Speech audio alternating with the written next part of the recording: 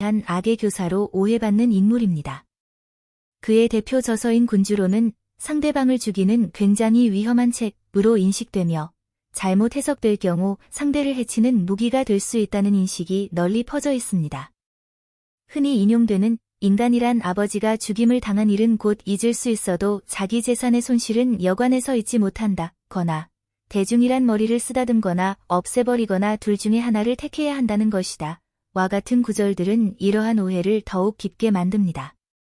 사랑받는 것보다 두려움의 대상이 되는 것이 훨씬 안전하다는 주장은 강자들의 지배를 정당화하고 약자들을 통제하는 수단으로 군주론이 이용되는 배경이 되기도 했습니다.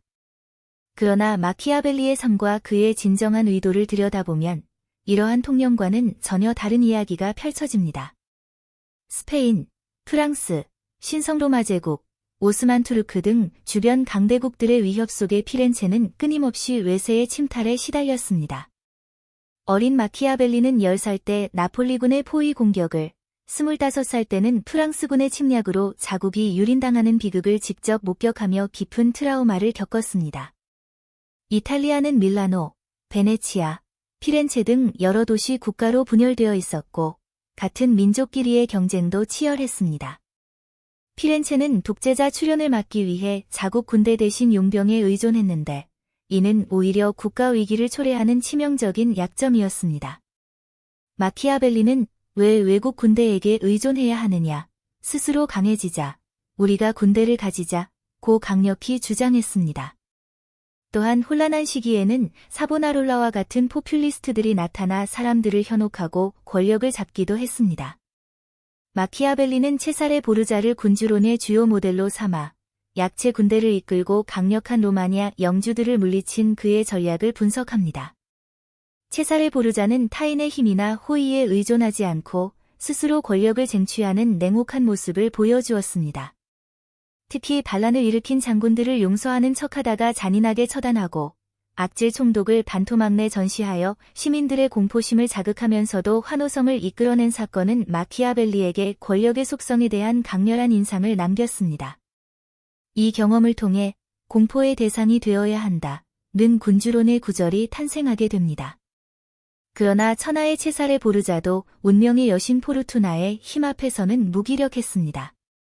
흑사병으로 아버지를 잃고 자신마저 병에 걸려 몰락가는 그의 모습을 보며 마키아벨리는 권력이 포르투나, 운명의 여신의 힘에 의해 좌우될 수 있음을 깨닫습니다.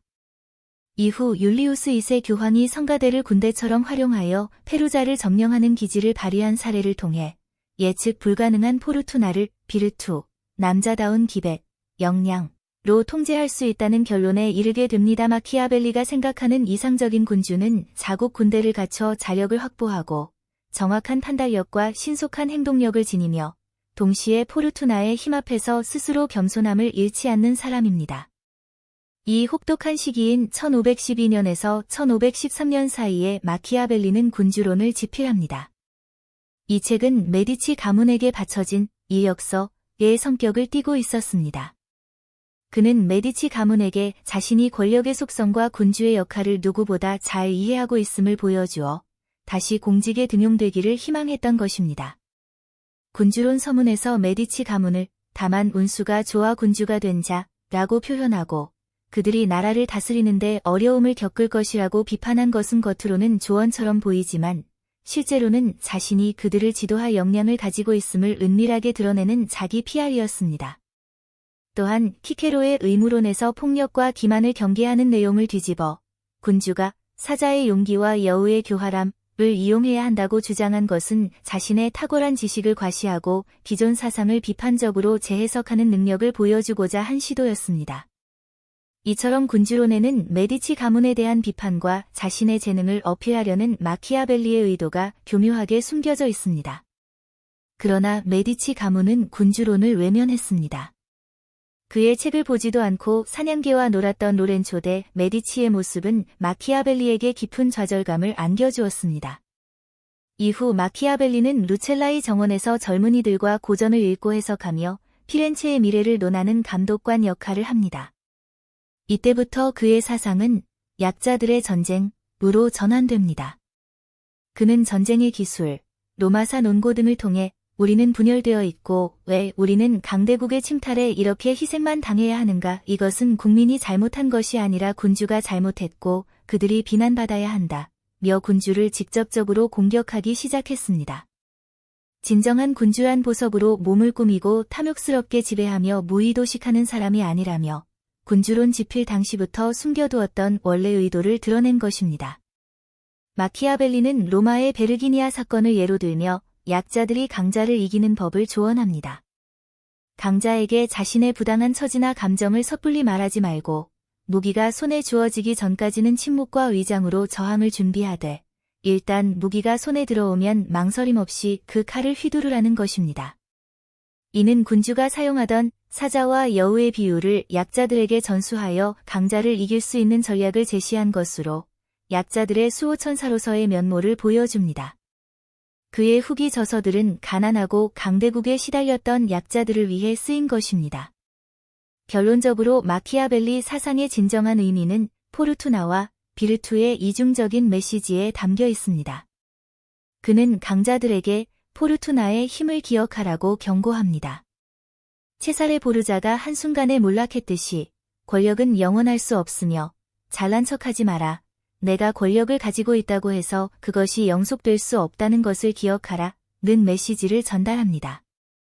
동시에 약자들에게는 비르투를 발휘하라고 독려합니다.